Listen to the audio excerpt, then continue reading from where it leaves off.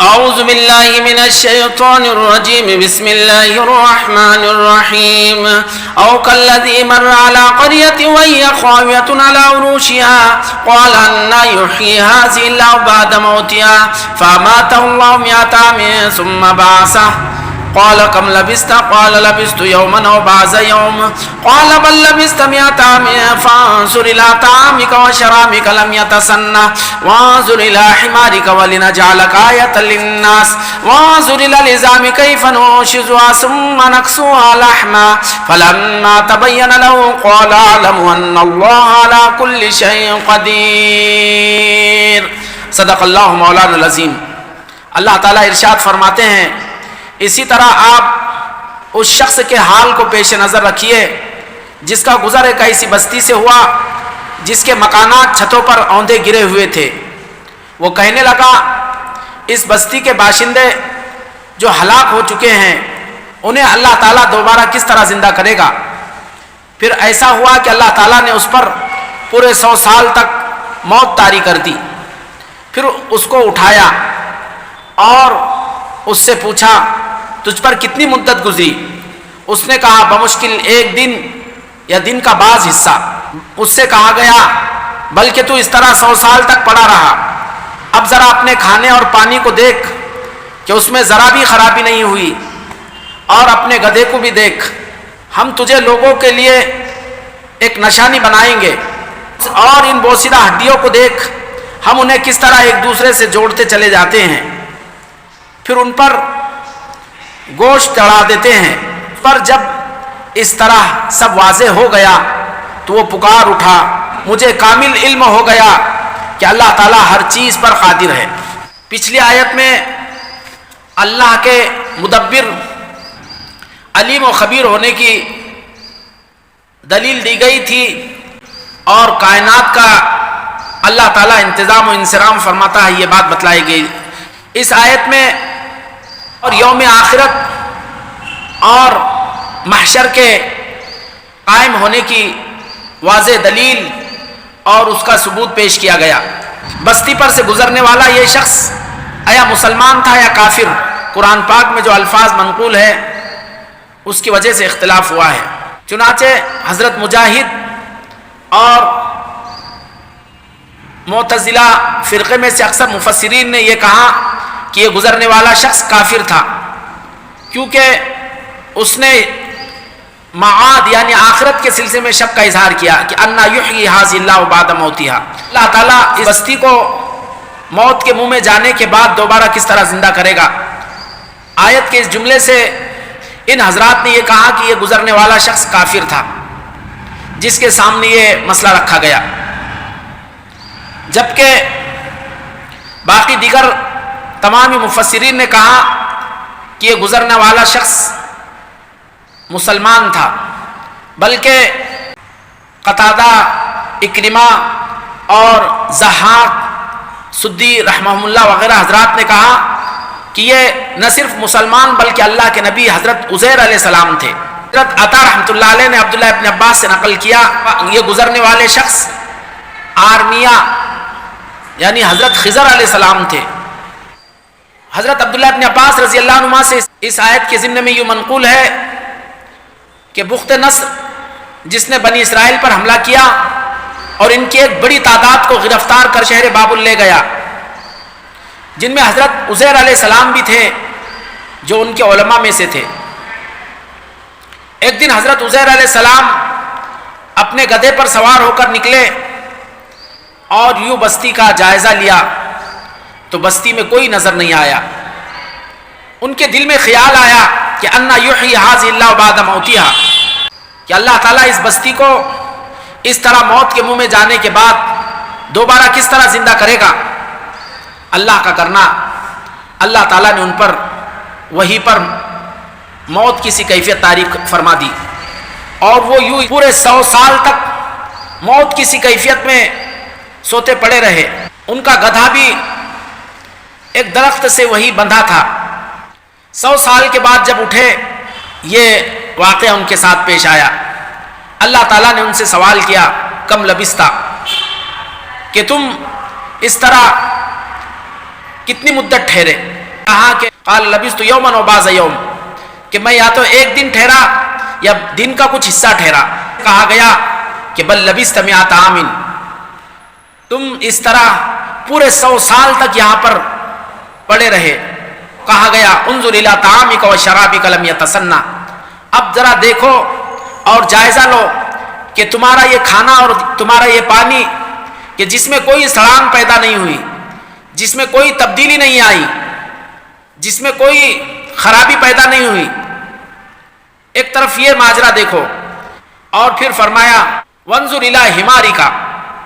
دوسری طرف کہا کہ تمہارا گدھا دیکھیے کہ جس گدھے کو تم نے ایک درخت سے باندھ رکھا تھا وہ گدھا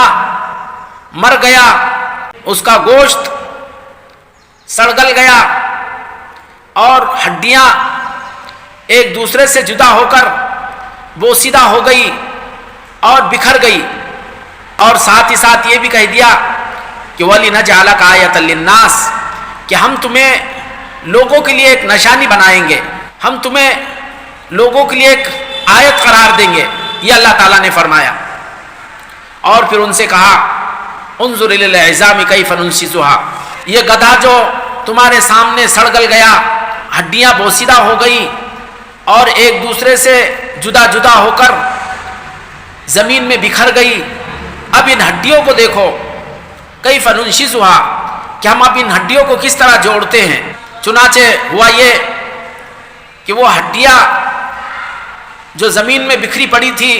ایک دوسرے سے جڑنے لگی اور پھر ایک گدھے کا مکمل ڈھانچہ وہاں پر تیار ہو گیا. ثم نقصوها لحما، ہم کس طرح گوشت چڑھاتے ہیں. چنانچہ ہوا یہی کہ ان ہڈیوں کے ڈھانچے پر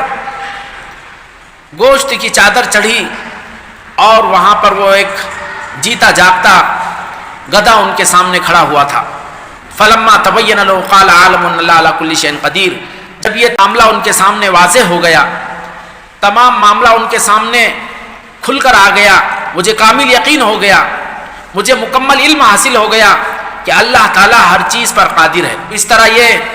انسانی تاریخ کا ایک عجیب غریب واقعہ قرار پایا کہ پورے 100 سال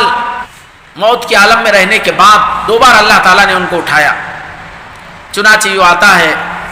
اس کے بعد حضرت عزیر علیہ السلام بنی اسرائیل کے پاس گئے. ظاہر ہے کہ 100 سال کے بعد دنیا بدل چکی ہوگی. جو بچے تھے اگر اس زمانے میں عمر لمبی تھی تو بوڑھے ہو چکے ہوگے، اور جو بوڑھے اور ادھیڑ عمر تھے وہ اللہ کو پیارے ہو چکے ہوں گے. جب پہنچے تو کوئی ان کو پہچان نہ سکا. چنانچہ اس پر انہوں نے اپنا تعارف کرایا کہ میں عزیر ہوں. ظاہر ہے کہ لوگ یوں آسانی سے کیسے مان لے. تو اس پر انہوں نے یوں آتا ہے کہ تورات جو جس کا کوئی حافظ نہیں تھا، تورات کسی کو زبانی یاد نہیں تھی، اس کو از ابتدا تا انتہا پوری زبانی پڑھ لی. تو اس پر وہ اشش کرنے لگے، حیرت کرنے لگے. اس عجیب و غریب اور انوکھے عمل پر نعوذ باللہ انہوں نے حضرت عزیر علیہ السلام کو اللہ کا بیٹا قرار دیا. وقالت الیہود عزیر ابن اللہ. تو اس طرح یہ واقعہ پیش آیا انسانی تاریخ کا. یہ بستی جس پر اس فرد کا گزر ہوا، یہ بستی کون سی بستی تھی؟ اس کے سلسلے میں حضرت اکرمہ، قتادہ، سدی وغیرہ حضرات رحمہم اللہ کا کہنا ہے یہ بستی ایلیا جو بیت المقدس کے نام سے مشہور ہے وہ بستی مراد ہے. دیگر حضرات نے کہا کہ اس بستی سے وہ بستی مراد ہے کہ جہاں کے رہنے والے کسی وبائی مرض سے ڈر کر نکل بھاگے تھے اور اللہ نے ان پر موت طاری کر دی تھی. یہ وہ بستی مراد ہے. قرآن پاک نے اس کو مطلق رکھا ہے قریۃ وہی خاویۃ علی عروشہا، کہ وہ بستی اس طرح تھی کہ اس کے گھر اپنے چھتوں پر گر چکے تھے، یعنی پہلے چھتیں گری اور اس کے اوپر اس کی دیواریں گر جائے، تو اس کو کہا تھا خاویۃ علی عروشہا. اس آیت میں بہت ساری عجیب غریب باتیں ہیں. اللہ نے 100 سال تک ان پر موت طاری رکھی، یہ ایک عجوبہ ہے. جب دوبارہ انہیں بیدار کیا تو اللہ نے فرمایا کہ انظر الی طعامک و شرابک لم یتسنى، کہ تمہارا کھانا اور تمہارا پانی اس کا ذرا جائزہ لے لو کہ اس میں کوئی تبدیلی نہیں آئی، اس میں کوئی خرابی پیدا نہیں ہوئی، 100 سال تک وہ کھانا اپنی جگہ محفوظ رہا، جیسے اس فرد پر 100 سال تک ان پر موت طاری رہی اور موت کی کیفیت میں وہ رہے، لوگوں سے بھی پوشیدہ رکھا اور دیگر حیوانات سے بھی ان کو محفوظ رکھا اور ان کے اندر کوئی تبدیلی نہیں آئی، ایسے ہی کھانے میں بھی اتنی طویل مدت گزری، 100 سال کا زمانہ،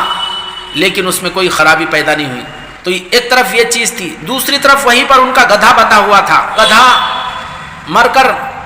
سڑ گل گیا تھا، اس کا گوشت مٹی میں مل چکا تھا، ہڈیاں بوسیدہ ہو کر ایک دوسرے سے جدا ہو گئی تھی اور زمین میں بکھر گئی تھی۔ تو ایک طرف وہ کیفیت ہے، جو چیز 10-20 سال تک باقاعد حیات رہ سکتی تھی وہ تو سڑ گل چکی تھی اور وہ بوسیدہ ہو چکی تھی اور مٹی میں مل چکی تھی، لیکن کھانا جو سریع الفساد ہے، دن 2 دن یا ہفتہ 8 دن میں جو جس کے اندر تعفن پیدا ہو جائے، سڑان پیدا ہو جائے، جس میں اس قدر بدبو ہو کہ جو قوت برداشت سے باہر ہو جائے، جس میں کیڑے ہو جائے، ایسی چیز 100 سال تک محفوظ رہی۔ یہ بھی اللہ تعالیٰ نے اپنی ایک قدرت کا مظہر حضرت عزیر علیہ السلام کے سامنے رکھا، تو کہ انظر العظام کیف ننشزها، کہ ہڈیوں کو دیکھو کہ ہم کس طرح ہڈیوں کو ایک دوسرے سے جوڑتے ہیں۔ مخلوقات کی جو بنیاد ہے 3 چیزوں پر ہے، ایک ہڈیاں ہے، دوسرے گوشت پوشت ہے اور تیسری روح ہے۔ پورے جسم میں ہڈیوں کا ایک اللہ تعالیٰ نے سلسلہ رکھا۔ ایک ہاتھ کی ہڈیاں دیکھیے، اگر بغل سے لے کر اس کے پورووں تک ایک ہی ہاتھ کی اگر ہڈیوں کو دیکھو کہ بڑی ہڈیاں، پھر اس سے چھوٹی، پھر اس سے چھوٹی، اور پھر ان سب کو ایک دوسرے سے جوڑ دیا اللہ تعالیٰ نے کیسے ترتیب، اور پھر اس طرح پورے جسم کا جائزہ لے اللہ نے کیسے بالکل موضوع اور مناسب طریقے سے ہڈیوں کا نظام قائم کیا۔ اگر ہڈیاں نہ ہوتی، صرف گوشت ہوتا، تو پھر انسان ایک گوشت کا ایک بڑا سا لوتھڑا پڑا ہوتا تھا، اور خدا نہ خواستہ اگر یہاں سے وہاں تک ایک ہی ہڈی رکھ دیتا تو پھر کیا ہوتا، لوہے کی طرح یا کسی لکڑی کی طرح ہوتا، اس کو نہ فولڈ کیا جا سکتا، اور اگر فولڈ کر دیے تو پھر اس کو سیدھا ہونے میں اتنی مشکل۔ الغرض اللہ تعالیٰ نے یہ ہڈیوں کا نظام رکھا، اور پھر اللہ نے فرمایا کہ ثم شددنا عصرہ، کہ ہم نے اس کے جوڑوں کے نظام کو مضبوط کیا۔ حدیث میں کہا گیا انسان کے جسم میں 360 جوڑ ہے۔ ابھی کسی بوڑھے کو دیکھیے، بعض حضرات کے جسم کے کسی عضو میں کوئی ہڈی فولڈ نہیں ہوتی تو وہ جسم کا اتنا حصہ بیکار ہو جاتا ہے۔ جیسے کونے کی ہڈی فولڈ نہیں ہوتی، وہ اپنے ہاتھ سے کھا نہیں سکتا۔ الغرض اللہ نے سب سے پہلے انسان بلکہ سبھی مخلوقات کے اندر ہڈیوں کا نظام رکھا، اور کس عمدگی کے ساتھ اور کس حسن کے ساتھ اور کس نزاکت اور کس خوبی کے ساتھ اور کس باریکی کے ساتھ کہ ہم انداز نہیں لگا سکتے۔ اگر یہ ہڈیوں کا نظام رہتا، اگر صرف ہڈیوں کا ڈھانچہ ہوتا، اوپر گوشت کی چادر نہ ہوتی، تو انداز لگائیے جیسے کہ دواخانوں میں انسانوں کے ہڈیوں کے جو پنجرے دکھائے جاتے ہیں کتنا بدنما ہوتے ہیں اور کس قدر بد شکل ہوتے ہیں، تو اس طرح اگر صرف ہڈیوں کا ڈھانچہ ہوتا تو کس قدر بد شکل ہوتا ایک انسان بھی اور دیگر مخلوقات بھی۔ تو اللہ نے کہا کہ سب سے پہلے ہڈیوں کا نظام رکھا، اور اس کے بعد ثم نقصوها لحما، کے اوپر گوشت کی چادر چڑھاتے ہیں۔ اس کی وجہ سے انسان کے اندر ایک خوبصورتی پیدا ہوئی، انسان کے اندر ایک حسن آیا، ایک جمال آیا، اور پھر اللہ نے اس کے علاوہ کیا کیا باریکیاں رکھی ہیں انسان کے اندر ہم انداز نہیں لگا سکتے۔ ہڈیوں کا نظام، اور پھر ہڈیوں میں جوڑوں کا نظام، اور پھر اس کے اوپر گوشت کی چادر، اور اس گوشت کی چادر میں رگوں کا جو نظام رکھا، اور اس کے ذریعے سے جو پورے جسم میں خون جو سپلائی کرنے کا نظام اللہ نے قائم کیا، اور پھر اس کے علاوہ انسان کے اندر کیا کیا صلاحیتیں رکھی پیچھے کبھی کہا جا چکا۔ تو اللہ نے یہ اپنی قدرت سے یہ تمام چیزیں بنائی ہیں۔ جب سے اس دھرتی پر انسان آیا ہے اس وقت سے انسان جیسے دنیا کی اور چیزوں پر ریسرچ کر رہا ہے اور چیزوں کی تحقیقات میں لگا ہوا ہے، اور پھر اس نے نئی نئی چیزوں کا اپنی تحقیقات اور اپنی انکشافات اور اپنی ریسرچ سے چیزوں کی خاصیتیں اور چیزوں کے اندر جو صلاحیتیں ہیں اس کا ادراک کیا، اور اس تک پہنچ کر اس نے ان چیزوں سے فائدہ اٹھا رہا ہے۔ ایسے ہی انسان کا ایک بڑا طبقہ جس کو ہم ڈاکٹرز کہتے ہیں یا جو اطباء کہلاتے ہیں یا جو حکماء کہلاتے ہیں، انسان کے باڈی میں اور انسان کے جسم پر پہلے دن سے ریسرچ ہو رہا ہے، اس کی تحقیق ہو رہی ہے، اور انسان کے جسم کی باریکیوں کو معلومات کرنے کی تگ و دو اور ایک کوشش ہو رہی ہے۔ دنیا میں سینکڑوں نہیں، ہزاروں نہیں، لاکھوں بلکہ اس سے بھی زیادہ افراد ایک انسان کے باڈی کے سلسلے میں، انسان کے اندرون کے سلسلے میں تحقیقات میں لگے ہوئے ہیں، اور ہر زمانے میں اس طرح یہ سلسلہ جاری رہا، اور انسان کے اندرون کی معلومات کرنے کے لیے کیسی مشینریاں جس کے ذریعے سے انسان کی پورے باڈی کا چیک اپ ہوتا ہے، پورے باڈی کا ریسرچ ہوتا ہے، پورے باڈی کی تحقیق ہوتی ہے۔ انسان کے باڈی کے اور اس کے اندرون کی جو تحقیقات ہے، انکشافات ہے، دور تک پہنچ چکا ہے، اور ایک عجیب و غریب ان کے اندر کے انکشافات انسان نے حاصل کر لیا ہے، اور جسم کے اندر جو باریکیاں ہے اس معلومات حاصل کر لی ہے کہ لیکن اس سب کے باوجود بھی اتنی سب کچھ محنت ہونے کے بعد، انسانوں کی اتنی اس کے اپنے باڈی پر اتنی تحقیقات ہونے کے بعد کوئی یہ نہیں کہہ سکتا انسان کے اندر جو باریکیاں ہے اس تمام کی مکمل معلومات حاصل کر لی گئی، اور اب اس کے بعد کوئی معلومات کا کوئی گوشہ انسان کے باڈی میں مخفی نہیں رہی، کوئی یہ دعویٰ نہیں کر سکتا۔ تو کہنا یہ ہے کہ لاکھوں کروڑوں انسانوں کی ہزاروں سال سے انسان کے اس کے اپنے باڈی پر تحقیقات کا سلسلہ جاری ہے، اور آج تک جاری ہے، اور شاید قیامت تک بھی جاری رہے گا، لیکن اس سب کے باوجود بھی یہ دعویٰ نہیں کیا جا سکتا کہ انسان نے خود انسان کی تمام اندرونی جو معلومات ہے ان تمام معلومات تک مکمل رسائی، مکمل طور پر اس تک پہنچ گیا، یہ کوئی نہیں کہہ سکتا، یہ اس طرح کوئی دعویٰ نہیں کر سکتا۔ تو اس سے اندازہ لگایا جا سکتا ہے کہ اللہ نے اس انسان کو کیسے عجیب و غریب بنایا۔ اس لیے اللہ نے فرمایا کہ وفی انفسکم فلا تبصرون، کہ تم خود اپنی ذات میں غور و فکر کرو کہ اللہ نے اس انسان کو کیسا ایک عجیب و غریب بنایا، اور اس کے اندر کیسے عجائبات رکھے، اور اس کے اندر ایک کیسی لامحدود دنیا رکھی۔ اسی لیے دنیا کو جب کو بڑی کائنات کہا جاتا ہے، وہیں پر انسان کے سلسلے میں کہا جاتا ہے کہ انسان اپنے اندر ایک چھوٹی کائنات رکھتا ہے۔ اللہ ہم سب کو یقین نصیب فرمائے، آمین، وآخر دعوانا الحمدللہ۔